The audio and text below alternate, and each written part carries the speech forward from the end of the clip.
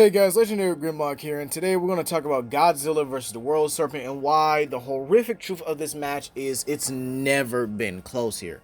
You see, one of the biggest debates that actually happened when God of War 2014 or God of War 4 actually came out was when the World Serpent first appeared, and then all the lore established for it, people kept putting him against Monsterverse Godzilla, and everything I've heard was, well, without the lore, the World Serpent really doesn't have anything. When the lore is literally their feat. It's like taking away statements from a character who basically has like the statements as a part of his feats. Like, you can't do that for a character. Don't know if it's the biasness from the Monsterverse Godzilla community, but again, we're going to talk about this from an actual scaling perspective and the actual versus perspective, and we're going to see the horrific truth of this actual match. So obviously, what we're going to do here for like all my horrific truth videos, or at least for the total of, well, I think this is the third one, because I know the first one was Goku versus Optimus, the second one was Paul versus the Masters 8, and now we're doing one for Godzilla versus the World Serpent. So obviously the scaling and feats that they done, and at the end of the day, we're going to see if, well, yeah, these guys pretty much stick together. You know, if these guys are relative to each other, or if one completely just stumps out the other. So, yeah, without further ado, we could start off with the King of the Monsters himself. How strong is he in the Monsterverse? Remember, this is Monsterverse Godzilla we're using. I don't want to hear anything about IDW. I don't want to hear anything about Godzilla Earth, Godzilla Ultima. We are doing Godzilla from the Monsterverse. So how powerful is this Godzilla? Now, this Godzilla should scale above a lot of monsters in the Monsterverse as a whole here, minus King Ghidorah, unless it's his burning form. So Godzilla should easily be stronger than his King of the Monsters version, or at least should be stronger than the Kong from Kingdom Kong. Now, the reason why I'm saying this is because a lot of the monsters will actually scale to Godzilla's durability, and what makes that important is, well, we'll get to that obviously, but let's talk about Kong scaling here and how he was able to beat a much stronger Kong in Godzilla vs. Kong, with Kong scaling above Camazotz being a monster or a kaiju or a titan that has multiple statements that he's easily able to black out the entire planet or put the planet in entire darkness. So in all honesty, yeah, Camazotz is capable of affecting the entire planet. Now, if you want to put it at that multi-continental or moon level, that's fine. We could still get higher than that, with Godzilla from pre-2014 being able to tank the Permian extinction, which wiped out 99.9% of life on Earth. And the kaiju would easily scale above this. Kaiju like Scylla, Muto Prime, whatchamacallit, Behemoth, Amalok, Methuselah, Abaddon, you know, all of these guys, Tiamat, will all scale above the Permian extinction feat, as they're able to harm a much stronger Godzilla, a much more durable Godzilla. So this again will either put them at the moon level or again the planetary levels.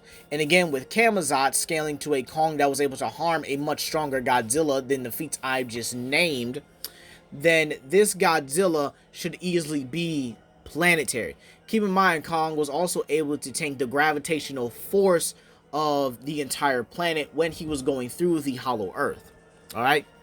Godzilla also has other feats, like him being able to battle King Ghidorah and apparently having him, you know, go toe-to-toe and eventually putting him into the Arctic. However, with Godzilla x Kong the New Empire, that may change with Shimu being a kaiju that can pretty much cause an entire ice age, which again would scale to Godzilla being a multi-continental to planetary level threat here, which is very consistent, would also coincide with Ghidorah, as well as Ghidorah may have actually fought Shimu, and that, you know, that fight results in creating the Arctic itself. So in all honesty, yeah, Godzilla himself should be planetary. He has some decent regen. I guess you could say like a little bit of an immortality as well, as he was able to tank the oxygen destroyer, which eliminates all the oxygen in his area. However, it was going to kill him and did put him at a near-death experience, to the point where it would probably take him 1,000 years, I think they said, for him to fully heal. So, Yeah, he's got some decent feats, being able to take King Ghidorah's gravity beams to the chest, being able to take attacks from other kaiju like Tiamat, whose pretty much entire body is filled with razor sharp scales. He was able to tank hits from Muto Prime. Muto Prime being a kaiju that can cause earthquakes repeatedly, and being able to pretty much create its own fault lines or shred tectonic plates like it's absolutely nothing. And again, Muto Prime was also able to beat a previous Godzilla known as Dagon, which is one of Godzilla's ancestors, by the way, and was able to beat him. I almost say breed him, dear Lord. Beat him pretty handily. He beat him pretty soundly.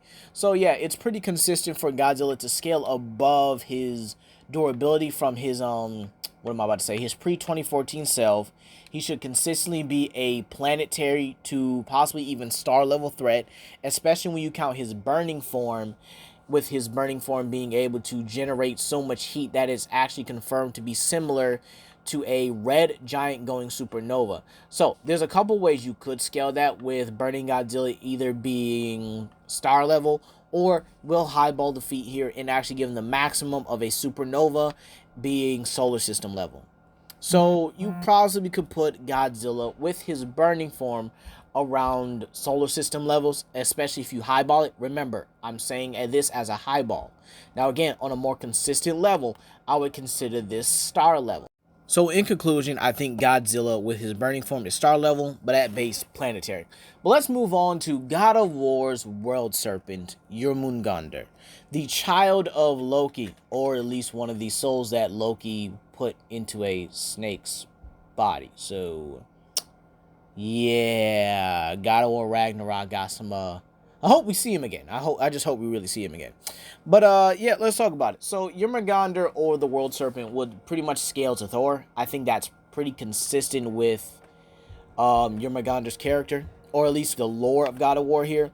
And Thor has some Thor has some very interesting feats as a whole here, with him being able to casually slay giants, being able to, hit the World Serpent so hard it's able to send him back in time. And here's the thing, right? The World Serpent and Thor consistently scale to each other, to the point where that Thor hits the World Serpent so hard, right, that he goes back in time, just like in the original story, or the original, timeline, right? However, he goes back to simply the past and is in the Lake of Nine. Now, his presence there also drew the attention of, guess what, past Thor as well. This is again the same Thor we see like in the beginning of the God of War game, so it's really not too much of a difference here, I think, in terms of strength. And Thor and him battle each other so violently, so viciously, that they shake the Nine Realms. Now, the Nine Realms are a part of the World Tree, and in this moment, they were able to shake the World Tree as well and crack it. And this is important because the World Tree is confirmed to transcend time and space, or at least its branches are confirmed to transcend time and space, with the World Tree itself being a pillar of existence, or a pillar of creation. So this means that Thor and the World Serpent, in a clash, were able to shake a multiverse. Now again, yes, these realms are confirmed to be universes. All right, Alfheim, Niflheim, Muspelheim, all universes. All right, so Thor and the World Serpent were able to shake these, infinite universes and infinite, these infinite planes of existence here, and nothing really could stop these two. That's how powerful they both were. Now, the World Serpent will also scale above God of War 3 Kratos. Now, you might say, oh, wait, no, that can't be true here. But again, the Norse pantheon is stronger than the Greek pantheon. The difference between Kratos back then and Kratos now is that there's a lack of hexes for Kratos. Kratos confirmed himself during the God of War game that, I think it was either 2014 or Ragnarok, that none of his weapons could actually work because the magic was gone. Meaning, when he destroyed Olympus, the only weapons that really worked were his normal Blades of Exile, or Blades of Chaos, whichever whichever ones they are, right? But again, because he destroyed Olympus and killed all the gods, that means the magic he had no longer worked for him. Now, I wouldn't say that, he's less powerful without him. No, he's got new axes now, especially with his weapons like the Leviathan axe, and again, his blades which scale to Mjolnir. Like the same Mjolnir that can shake and crack all of creation. All right, so he's consistently scaling to Thor here. It's very consistent here. And I would say that, older Kratos is scaling to Thor here, and Thor should scale above a much younger Kratos. I do think a younger Kratos would probably be a lot more dangerous to the Norse pantheon, but again, it's just pretty much simple that Thor and Kratos, or at least Kratos there, is a lot stronger than when he was with the Greek pantheon.